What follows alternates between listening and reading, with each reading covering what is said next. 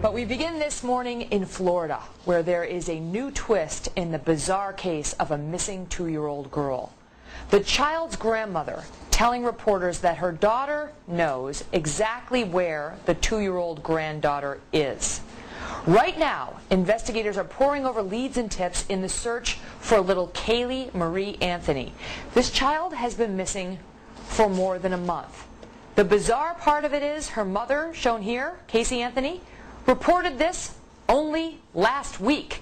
Kelly was the love of George and Cindy's life. Her grandparents. I just don't believe that her father, a former cop, dumped Kelly's body out in a makeshift pet cemetery in the woods to rot. I don't believe it. That means she's lying. Look, I think they could have made a very credible defense argument here.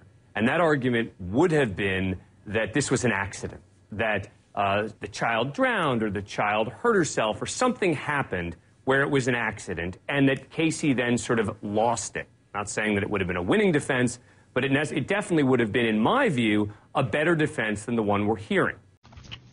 Will the defendant rise along with counsel? Madam Clerk, you may publish the verdicts. Judge. In the Circuit Court for the 9th Judicial Circuit in and for Orange County, Florida, State of Florida versus Casey Marie Anthony. As to case number 2008 CF 15606-0.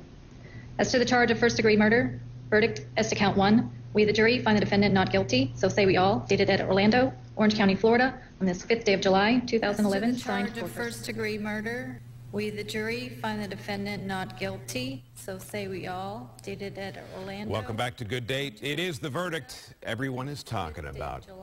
There are lots of people who are unhappy with this verdict. Does it raise, and they're going to say it raises questions about our system of justice in this country. Do you relate to that sense of frustration that people have, or do you feel like, hey, the system worked? Well, I do relate to the sense of frustration that people have, because there are a lot of things that just weren't right and were very suspicious on behalf on the part of the defendant. However, and I've also heard people comparing this to O.J. Simpson. I see. He's in the left lane now. Yeah. Making a left turn. The intersection's free and he's clear, and now making his left turn westbound on Sunset. All right. He must have gone right by you, Eric. Well, he hasn't. We're staying ahead of it. We're going to his mansion, believing that he's going there. But it was an amazing situation on that overpass. There were people running around on top of there. I don't know how he's going to be able to drive through all those people. All along Sunset Boulevard, there are people stopped as well ahead of the chase. We can only assume he's going to his home on Rockingham, California, in County of Los Angeles. In the matter of the people of the state of California versus Orenthal James Simpson, case number BA097211. We, the jury, in the above entitled action, find the defendant Orenthal James Simpson not guilty of the crime of murder in violation of Penal Code Section 187A, a felony upon Nicole Brown Simpson, a human being, as charged in count 1 of the information.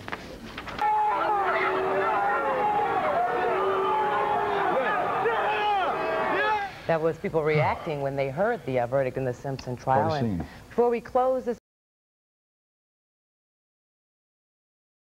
Well, across South Florida, businesses hurt by the oil spill want BP to pay for their losses, but are they getting a fair shake?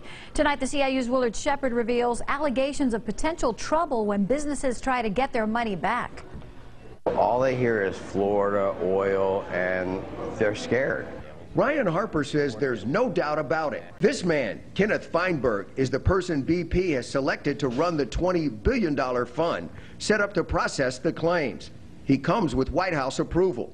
But now the CIU has discovered a potential conflict. He's going around the country telling people, don't file in court, you're crazy to file in court, you're crazy to have a lawyer, it's foolish to do so, when BP has the most expensive lawyers in the country, are paying Feinberg and flying him around in their private jets. Coral Gables attorney Irvin Gonzalez is part of the nationwide group of lawyers evaluating the single location where all the BP litigation should be consolidated.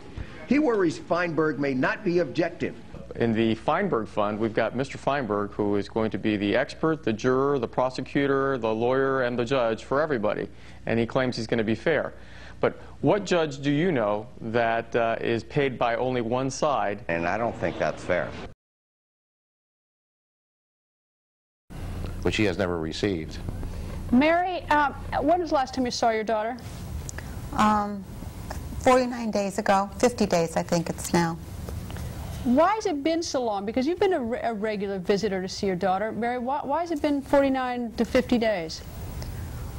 Well, when the police were investigating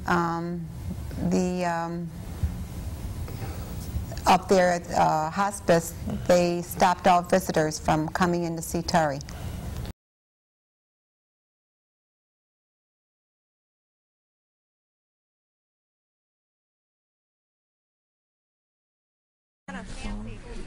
The judge has now handed the verdict forms to the clerk, and we're starting to Let's take a listen, everybody. Clerk, read the verdict. Superior Court of the State of California for the County of Santa Barbara, Santa Maria Division, the people of the State of California plaintiff versus Michael Joe Jackson defendant, case number 1133603, count 1, verdict. We, the jury, in the above entitled case, find the defendant not guilty of conspiracy as charged in count 1 of the indictment, dated June 13th, 2005, foreperson number 80. Before the days and before the night, I was on the side. But who can stand when he's in demand? Her schemes and plans. Do a dance on the floor and around. So take my strong advice. Just remember to always think twice.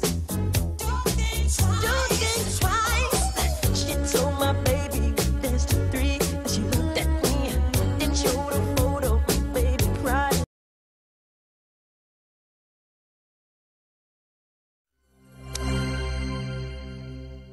Right now at noon, a rally in support of the teenager shot and killed by a neighborhood watch leader in Sanford has just wrapped up. Good afternoon, I'm Jason Guide. Dozens of law students from all over the state gathered outside the Seminole County Justice Center this morning, demanding justice for Trayvon Martin. They say they're furious that George Zimmerman has not been charged in the teen's death. WESH 2's Stuart Moore joins us live from that rally site. And Stuart, this is the first of several attracting national attention. That's right, Jason. A lot of rallies are scheduled for this week. About 30 students showed up around 8:30 this morning. At this height, it was around 50 to 60 different people that were joining with the citizens around Sanford. We want an arrest now. We won't wait.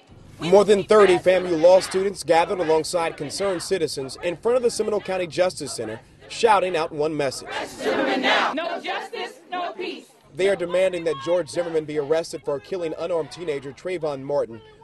But obviously, this is a tragedy. I can only imagine what these parents are going through.